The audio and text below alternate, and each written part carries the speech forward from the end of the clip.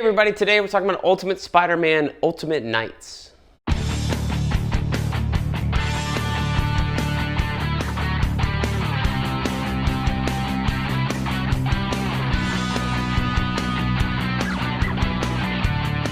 everybody, welcome back to BK's Bullets. As always, I'm your host, Brent, and today we're talking more Ultimate Spider-Man. This is Ultimate Knights. This is the last volume of the Bagley era of Ultimate Spider-Man. This collects issues 106 to 111, and 111 is Bagley's last issue, and we are introduced to the new artist in a storytelling thing with the Spot, which I kind of liked, Stuart Immonen, and he'll be taking over for the series until they have like the mid-relaunch or whatever. So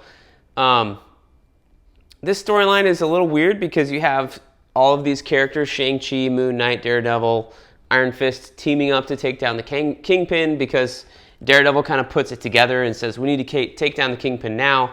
But it's more interesting for all of the fallout from the Clone Saga stuff. Like I said in the last video, that Clone Saga ended kind of prematurely. You didn't really get any closure. All that stuff is here in these issues. So if there's a reason to read this book, it's for that, not necessarily for all the Kingpin stuff. While it is interesting and there is some like, you know, there's an Ultimate Ronin for some reason. Even that was like a new character that Bendis had introduced in New Avengers, and now he put him in the Ultimate Universe with the same damn costume. I don't know why, but you know, it is what it is. It wasn't that great, not that memorable. He didn't stick around either.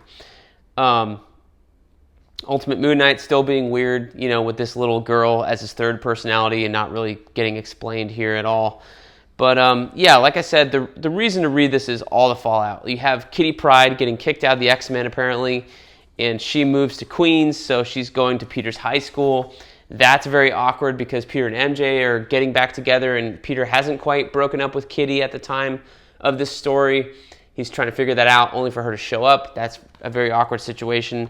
You also have the revelations with Aunt May finding out that Peter's Spider-Man at the end of the last series, right? So issue 111 here is a banger of an issue. It's great because it kind of undoes a lot of things that, you know, Aunt May was doing in Clone Saga. That you're like, why are you acting so weird? She's trying to kick Peter out of the house for no reason. That was very strange. So all that's kind of explained here, you know, and he lets her know what's up with Spider-Man. And they have a really nice, meaningful conversation. Like as well as issue 13 worked in Ultimate Spider-Man, where when MJ found out, there's a lot to love here in issue 111 when Aunt May not finds out about Spider-Man, but gets told the truth by Peter and the entire story and all the different things he has to go through. It's a very emotional issue, and I think it's a great issue for Bagley to go out on because it shows a lot of his storytelling strength. So we know he can do a fight, but all these talky Bendis panels, like you really do feel the emotions because his artwork, his characters and characterizations are so strong that you feel the words that they're saying because they're drawn so well. So if there's anything Bagley learned how to do with Ultimate Spider-Man, it's probably working with Bendis and his talkiness and learning to do all these different teenage angst emotions and expressions and things like that. So I think that's the most fun of this book. The Kingpin thing, you know, take it or leave it. I think the most interesting thing to come out of that is for a Kingpin to say, like, I own the rights to Spider-Man through some weird foreign shell company stuff, and he purchased a company that owned the likeness and merchandising rights to the Spider-Man character in the Ultimate Universe, even though, like, because there was no LLC set up, I guess, for Peter Parker.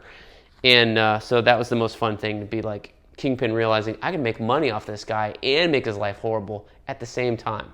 So I think that was a lot of fun. But yeah, those are my thoughts on Ultimate Knights. I think read it for the other drama, not for the main storyline, because that's mostly forgettable. So let me know what you guys thought of this volume down below in the comments, and we'll see you guys next time in the Funny Pages.